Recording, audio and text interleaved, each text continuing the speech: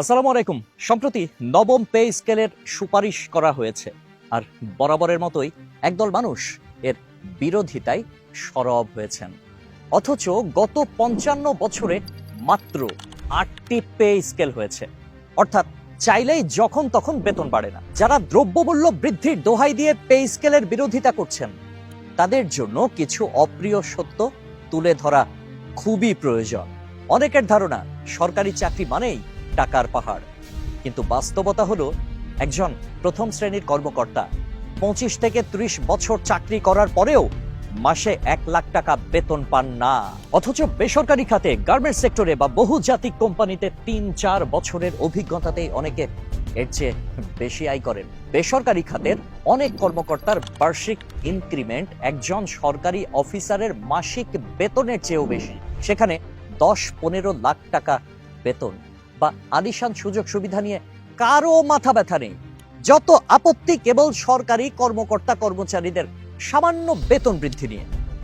Pay scale নিয়ে তথাকথিত বৈষম্যের বুড়ি যারা আওড়ান, তারা হয়তো জানেনই না যে প্রথম গ্রেড হলো চাকরির শেষ ধাপ, যা ২২ লাখ কর্মচারীর মধ্যে মাত্র ৩০০ থেকে ৪০০ জন পান, তাও হয়তো অবসরের কয়েক মাস আগে। বাকি সব গ্রেডের বেতন অবসরের আগ পর্যন্ত মুদ্রাস্ফীতির সাথে লড়াই করতে করতে নিঃশেষ হয়ে যায়। তাই বোকামি না করে বাস্তবতাকে বুঝতে শিখুন। দুর্নীতির বিরুদ্ধে আমরা সবাই সোচ্চার। একজন দুর্নীতিবাজের কারণে গোটা সরকারি সমাজ কলঙ্কিত হয় না, বরং মনে রাখা প্রয়োজন বেসরকারি খাতেও তেল মর্দন বা বিদেশের আমোদ ফুর্তির আড়ালে বিশাল দুর্নীতির জাল বিস্তৃত।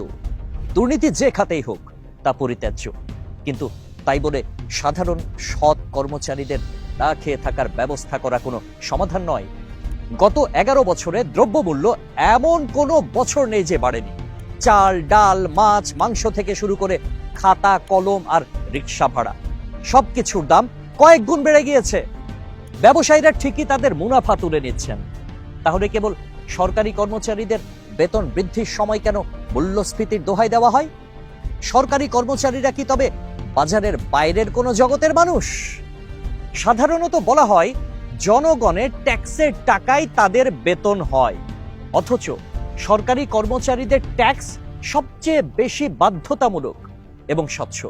অন্যদিকে অনেক বেসরকারি প্রতিষ্ঠান ট্যাক্স ফাঁকি দেওয়ার জন্য নানান কৌশলের আশ্রয় নেয়। মূলত প্রতিহিংসা আর সস্তা জনপ্রিয়তার জন্য কিছু তথাকথিত অর্থনীতিবিদ, ফ্রিল্যান্সার এবং প্রভাবশালী ব্যক্তিরা এই পে স্কেলের বিরোধিতা করছেন। তারা নিজেরা আলিশান জীবনযাপন করলেও চান না যে সাধারণ কর্মচারীরা একটু স্বস্তিতে বাঁচুক। পে স্কেল কোনো বিলাসিতা নয়, এটি বর্তমান বাজার মূল্যের সাথে টিকে থাকার একটি অধিকার। দ্রব্যমূল্য বাড়লে সেটা সবার জন্য বাড়ে, তাই সস্তার সমালোচনা বাদ দিয়ে দেশের সেবায় নিয়োজিত কর্মচারীদের মানবেতর জীবন থেকে বাঁচার সুযোগ দেওয়া রাষ্ট্রের দায়িত্ব। ঝুলিয়ে রাখা মূলার মতো পে স্কেলকে আর কতদিন পাশ কাটিয়ে যাওয়া হবে, সেটা এখন বড় প্রশ্ন। দিন শেষে প্রশ্নটা কেবল কয়েক হাজার টাকা বেতন বৃদ্ধির নয়, প্রশ্নটা হলো রাষ্ট্রের প্রতি উৎসর্গ করা শ্রমের মর্যাদা আর ইনসাফের। কেবল হিংসার বশবর্তী হয়ে অন্যের অধিকারের বিরোধিতা করা কোনো সমাধান হতে পারে না। সমাজ বা রাষ্ট্র যদি প্রকৃত মেধাবীদের সরকারি চাকরিতে ধরে রাখতে চায়, তবে তাদের সম্মানজনক জীবনযাপনের নিশ্চয়তা দিতেই হবে। অন্যথায় ঝুলিয়ে রাখা মূলার মতো এই বেতন কাঠামো দীর্ঘসূত্রিতা আমাদের প্রশাসনিক ব্যবস্থার মেরুদণ্ডকে দুর্বল করে দেবে। এখন সময় কেবল বড় বুড়ি আওড়ানোই নয়, বাস্তবতাকে মেনে নিয়ে অধিকার নিশ্চিত করা। আল্লাহ হাফেজ।